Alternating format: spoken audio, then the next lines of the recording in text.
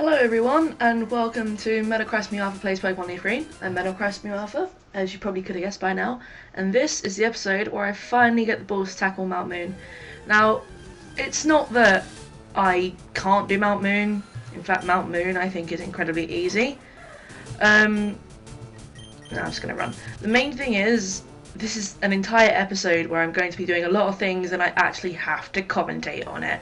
So this is going to be interesting. This is going to be how long can I commentate without rambling too much, keeping it relevant and interesting. My bet is I'm not going to be able to do it. But that's what this episode's for. It's for overcoming challenges and doing things that I wouldn't normally do, that I'd normally shove music and fast forward over, but I'm not going to do that. Why did I switch to Sniper?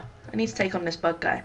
So I've actually been thinking of different things I can talk about, and I'm thinking that I should probably tell you guys about the team I've got planned. Now normally when I do a team on Pokemon, I fully intend to get Pokemon that are all different species and types, obviously. What this means is I'm hoping that no two Pokemon on my team will have the same type. It probably won't work out that way, but it's worth a shot. Trying to think, yeah. The problem with my team is that you're probably not going to see a lot of them until probably the 4th gym badge, just because most of the Pokemon I want to catch you can't get until after you've done Vermilion City, which, trust me, is a major pain in the ass because it means that all of my Pokemon, or 2 of them now, are going to be incredibly over-leveled in comparison to my team. However, that's not too much of an issue. It just means that I'm probably going to be doing a lot of off-screen grinding. Which there'll probably include some evolutions maybe that you're not going to see. If they do evolve, I'll let you see the battle where they evolve, I guess. Train, battle or wild, whatever. But that aside, the Pokemon I'm thinking about getting for my team, obviously so far I've got Bulbasaur and soon to be Ivysaur even. And I've got my Spearow, soon to be Fearow. My thought for my team is I want to get a ground type because I absolutely love ground types. Fun fact, my 2 favourite types are water and ground, and 2 of my favourite Pokemon happen to be of the water and ground type. Quagsire and Swampert respectively. Anyway, back to what I was saying. Yeah, I'm planning on getting a ground type because I love ground types. Now normally I would have gone for a Sandshrew, but with this being leaf green, nope, with this not being leaf green, I should say, Sandshrew aren't actually available because they're aversion specific, which means that my ground type for this game is going to be a Cubone. Now I absolutely adore Cubone and Marowak, which is another great reason that I'm going to get Cubone. Of course they are rare, you can't get them until Lavender Town, which means you're going to be going through Dark Cave without one, which really is a massive pain in the arse because it would have been great to go through Dark Cave with.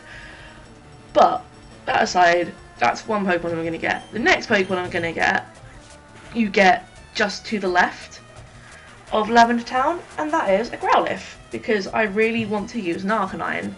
Again, Arcanine is one of my favourite Pokemon, which is quite strange for me and anyone who knows me, because I don't tend to like fire types that much.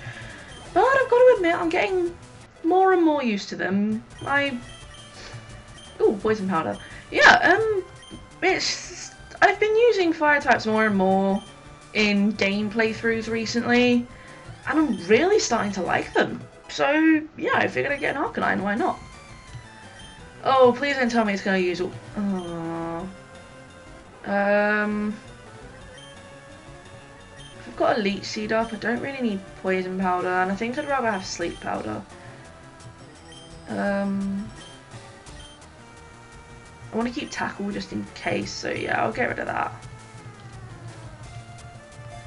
Please don't learn Stun Spore as well.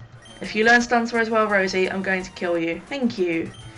Okay, so far I've said Obviously Fearow, Venusaur, Marowak and Arcanine.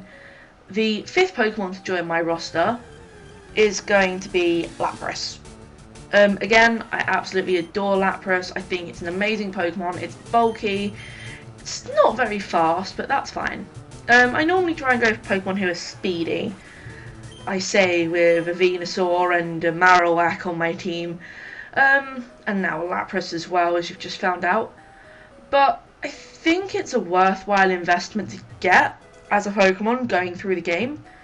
It learns a lot of moves, and also it's part Ice type, which is going to be amazing for taking on Lance at the end of the Pokemon League, which really is my main concern when it comes to this.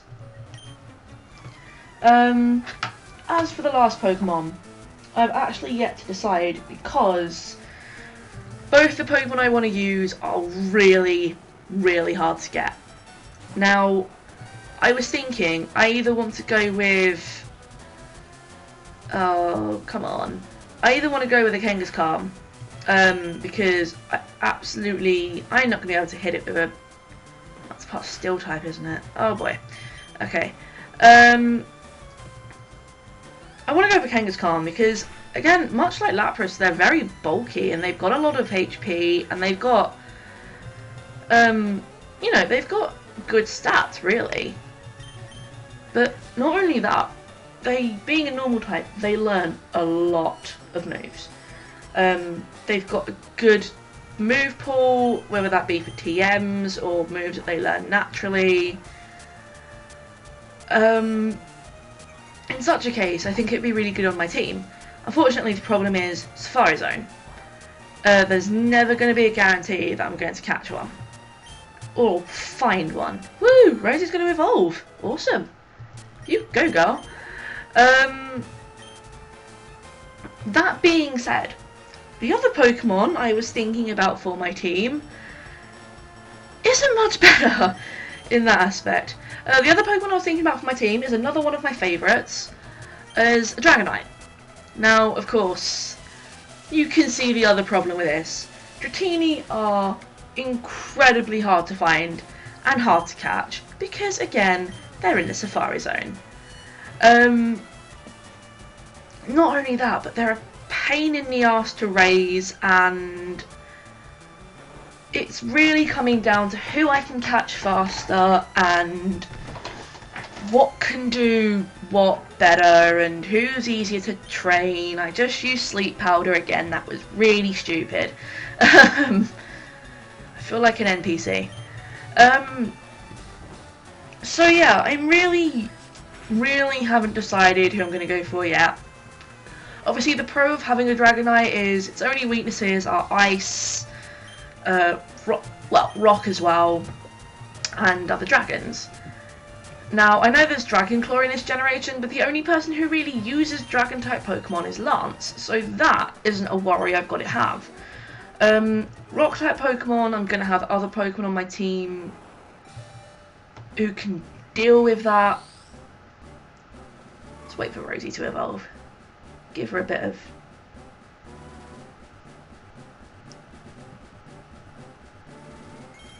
Yay! Ivysaur! The best looking out of all the Bulbasaur evolutions, in my opinion. Although Bulbasaur's a cute patootie. I'm going to quickly cut it here because I'm just going to run outside and heal up Rosie. So I'll be back in a second. Okay, where was I? So yeah, its only weaknesses really are, what, Rock, which I've got Rosie who's going to be able to deal with. I'm almost going to have a Lapras who can deal with it. Ice types, I'm going to have an Arcanine, I'm going to have Rosie for if they're dual type. I know Rosie's weak against them, but I could get lucky.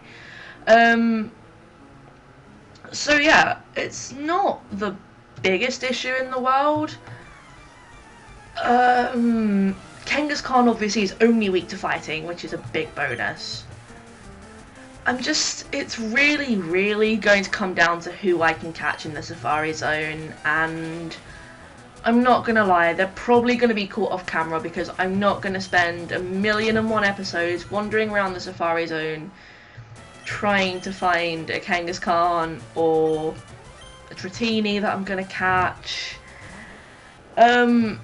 So unfortunately you probably won't see me catch them. However, the Safari Zone episode, I will record me going through the Safari Zone. For anyone who doesn't know how to get through it quickly and easily, I'll see if I remember how. It's been a little while since I've done it. But yeah, so that's my team plans. It's going to end up being Venusaur, Fearow, Marowak, Arcanine, Lapras, and then either Kangaskhan or Dragonite.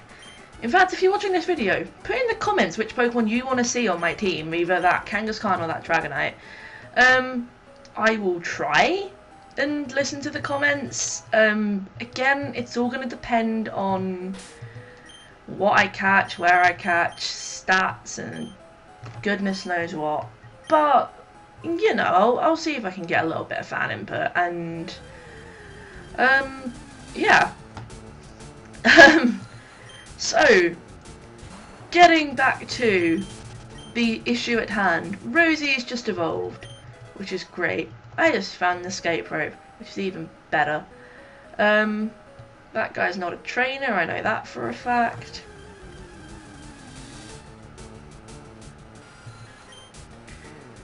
So, yeah, Mount Moon. I remember when I was younger, I used to think Mount Moon was ridiculously difficult, and nowadays I realise that it's actually kind of simple. Apart from all the battles that hold you back and whatnot. I should have kept Sniper out in front. It's really not that big of a puzzle. It's pretty straight through. Obviously there are a few ladders to throw you off. I believe the ladder that I didn't go in has an item at the end of it. I'm gonna go do that in a minute actually, while I think about it. I really wish I'd picked up some damn repels now. Oh, you're using Absorb on me, are you? Well, that did nothing. You can have your 1 HP back. I am just going to take it. So yeah, anyway. After that little interlude. Yeah, I'll go back and I'll check out that ladder. I know what's at the end of it anyway. It involves a battle and some items. So, my main concern with getting through Mount Moon is actually training up enough that when I get through the other end, and when I get to Cerulean City, I'm going to be able to beat my rival with just 2 Pokemon. Now, the main concern on his team I have is, at this moment in time, his would-be Charmeleon. That is kind of scary because Sniper hasn't got the best special defense, and there's no way in hell that Rosie's going to be able to take an Ember. Which is a major pain. So it means I'm going to have to do a lot of training. So I think after Mount Moon I might end up doing some balls. Did not see that one coming. I end up doing some extra training outside of Mount Moon before I fight my rival, and like I said, there's a battle there. Have I got an awakening?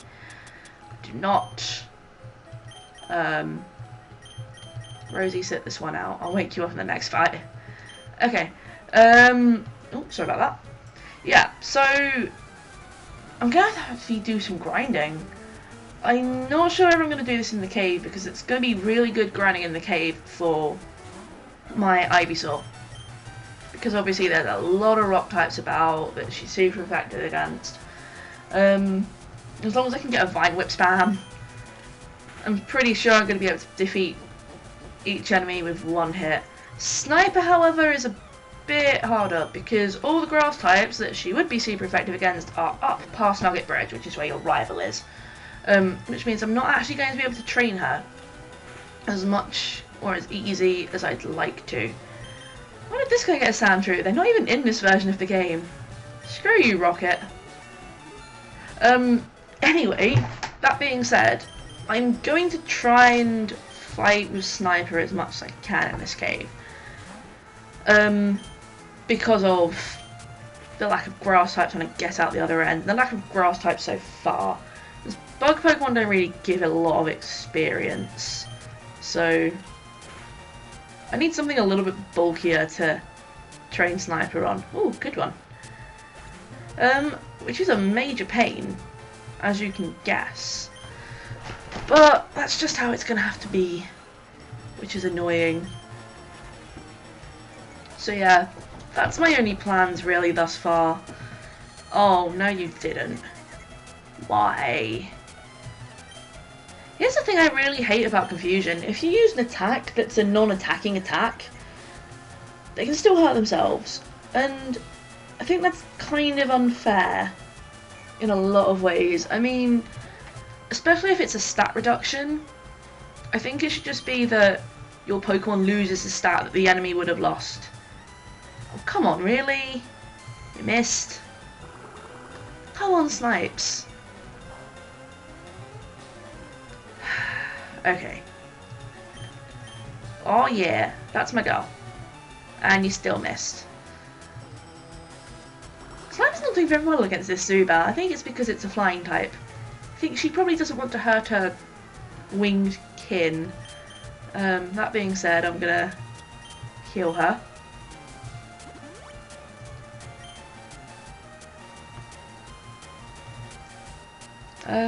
Okay, come on, Sniper. Oh yeah, that's what we're on about. Hit 3 times because you're not gonna knock it out. God damn it! She's just tired after the other 2. There you go. Oh, now you get a critical hit. This is why we can't have nice things, Sniper. Okay, after that battle, we go over here, and there is indeed an item. A star piece. That's actually going to come in handy. Star pieces aren't really an item you can use for anything aside from selling. And of course there's a wild Pokemon right next to the stairs.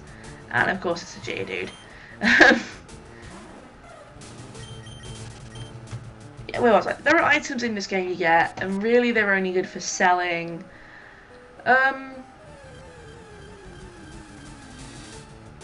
So...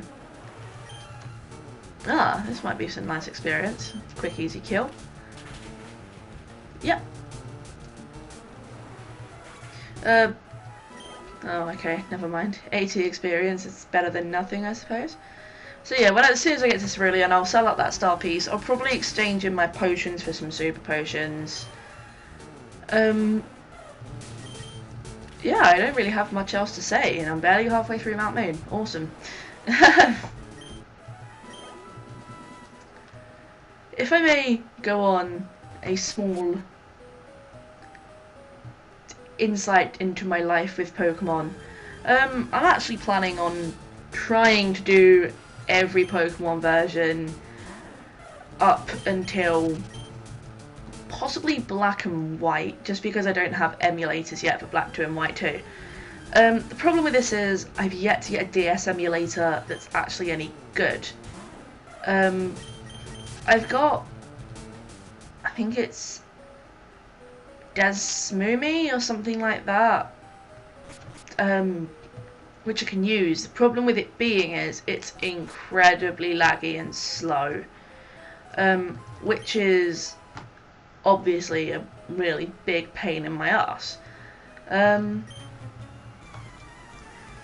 also got no cache GBA. The problem with that one is that it doesn't always read my game files, so it means I can't always play games on it, especially I've found out Pokemon Black and White.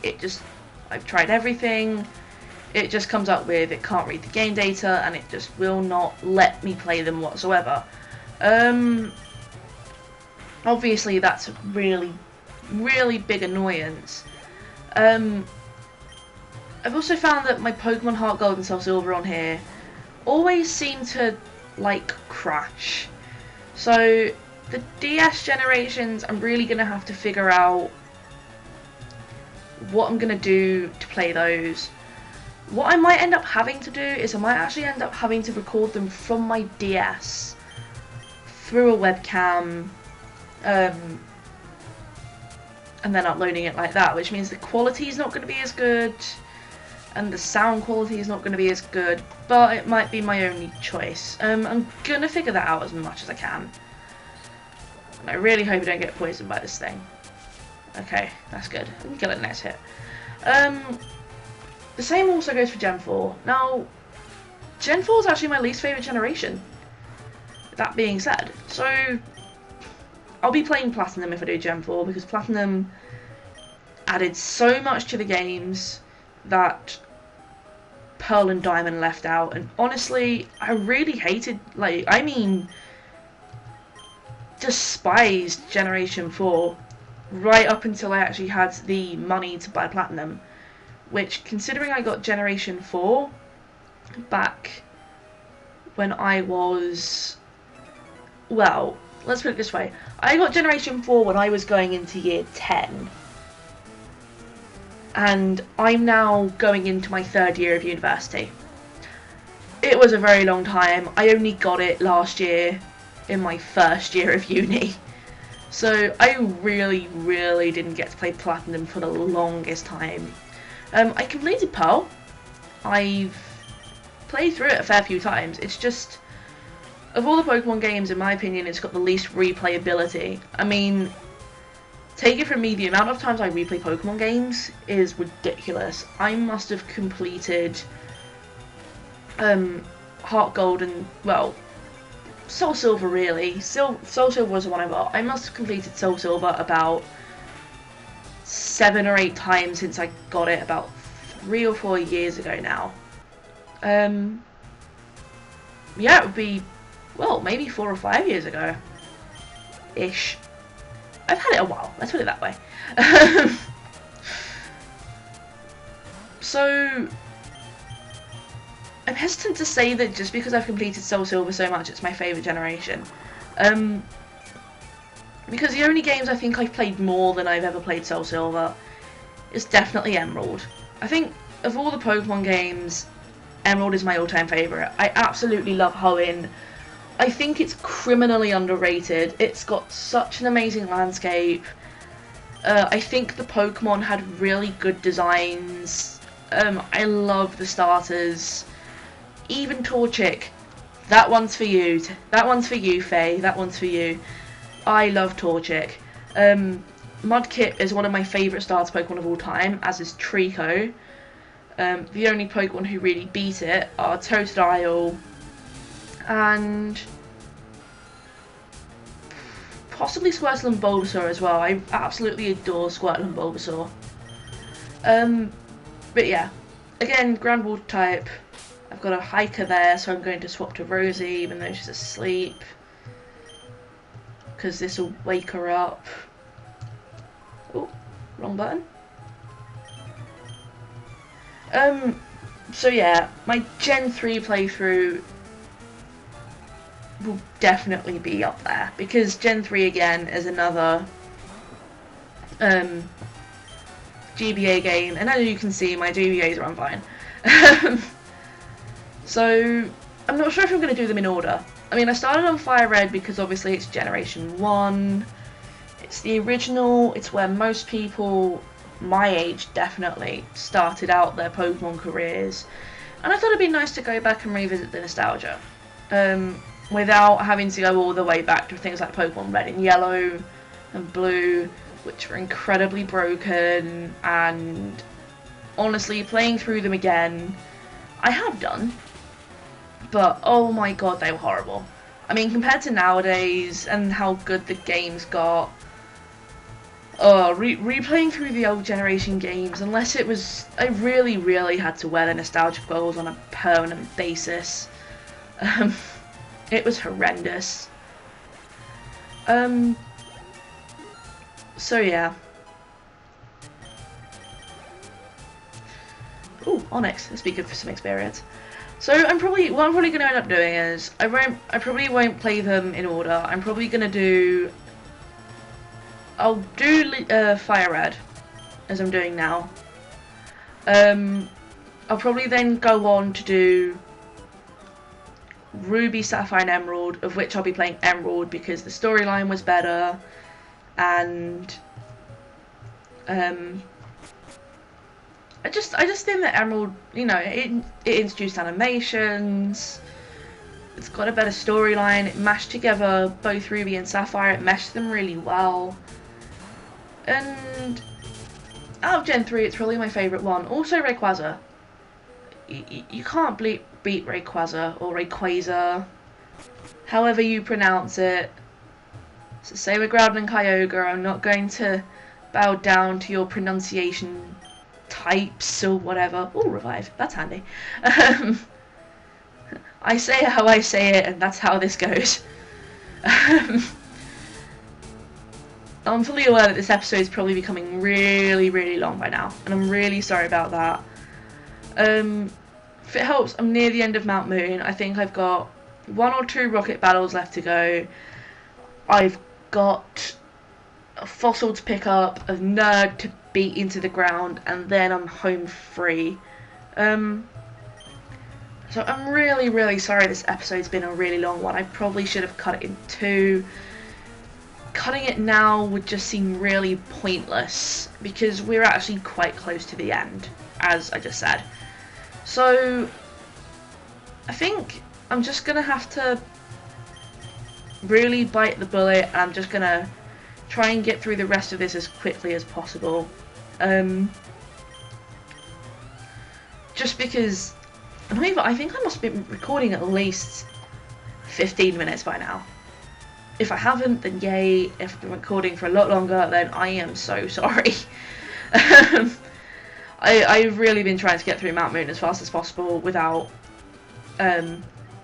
obviously speeding up videos, which is actually a lot harder than it sounds, especially because I'm not skipping any wild battles, which would probably cut a huge chunk of time out, as you can guess. But nope, I'm just gonna, it's just a massive straight through playlist. I realised I have running shoes. I could probably run a lot. I'm sorry guys, I forget these things. Problem with running shoes is you run into a lot more Pokemon.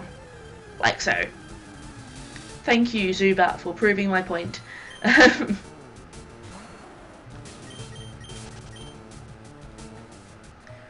So yes, Gen 3 is my favourite. My least favourite generation is Generation 4, as I've said. What does this mean for Kanto, Johto and Unova? Now, I really can't decide between Johto and Unova, which is Gen 2 and 5, about which is my favourite. And Gen 5 also includes Black and White too, which seems to be an unpopular opinion of mine, that I thought it was a really good game. Not many people seem to like Black and White too, although saying that, not many people seem to like Black and White, and I thought it was a really good story. But yeah, continuing on. I have so many fond memories of Generation 2. It was the first game that I trained a Pokemon up to level 100 by myself. It's got a lot of personal nostalgia behind it because me and my very old friend used to play them, and every week we used to battle each other. He started with a Meganium, I started with, he started with Chikorita, got Meganium, I started with Totodile, got Feraligatr. Feraligatr is still one of my all-time favourite Pokemon. I say that about a lot of Pokemon, I have a lot of favourites. I wonder if there's an item over here, I've never actually checked. Go away, Zubat, no one likes your face. That's a lie, I like your face, I just don't want to use you. Yes, there's another Moonstone, awesome. So, I'm really not sure between the two of them. I mean, I really enjoyed playing through Black and White because that's a grime I really, I suppose I can tackle it, because it really just screwed me over. Okay, we're going with Sniper. After playing Generation 4, I was really skeptical that the next game, especially with a name like Black and White, was going to be any good. But being the poker nerd I am, I went out to the local game store. I purchased actually it was a pre-ordered copy, because I really wanted to make sure I got this generation. I was really making myself want to like Generation 5 before it came out. Crap. Okay. This isn't going well. I hate Grimer. I hate poison types.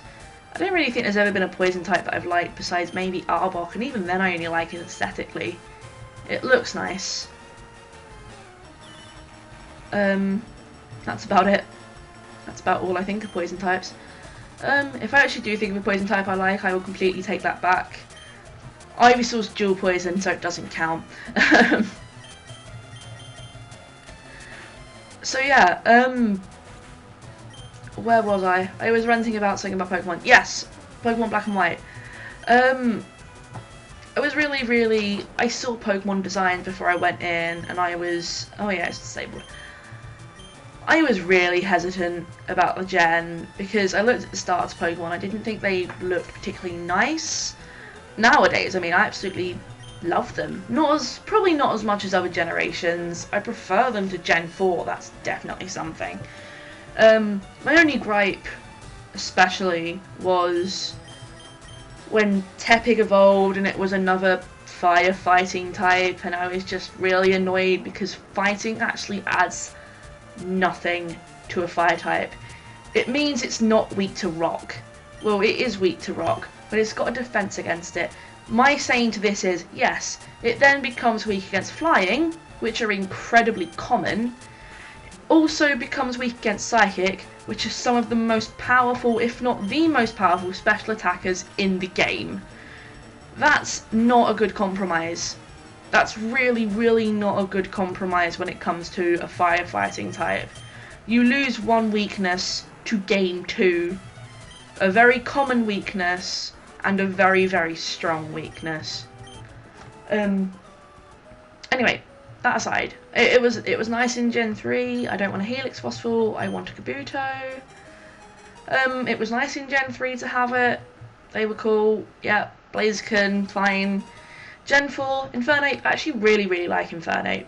So I still will stand by what I said. It's a really stupid dual type. But fine. Infernape, I think, had a really nice design. I think it's quite a cool Pokemon. Gen 5 with Tepig into Pignite into Emboar. Just no. Just stop where you are, game. And on that note, we are finally out of Mount Moon! Woo! That only took an entire freaking episode of a long time. Anyway, on that note, I'm going to go, and I'm going to wander off and get this item first. Yay! Completely useless TM. I'm going to go over here, I'm going to jump over this barrier, and then we will officially be in Cerulean City! Yay! So, upon our arrival in Cerulean City, I'm not going to go to the Pokemon Mart, I'm going to go to the Pokemon Center, which is here. And on that note, I'm also going to end this episode. Thank you so much, guys, for sitting through me talking and all my discussions and thoughts about not only this game, but what I'm going to do with the future of my channel, involving Pokemon, and also some of my thoughts on the Pokemon generations themselves. Yeah, thank you very much. It just goes to show that I can kind of get through an episode without losing things to talk about and keeping it relevant. I'm probably going to go do a little bit of off-screen training, in such case, I will see you guys in the next episode, where I'll be taking on my rival, Nugget Bridge, and hopefully we'll be finding our way to Bill. This is Metacrisismewalpha. Thank you so much for watching this episode and putting up with my voice, and I will see you next time.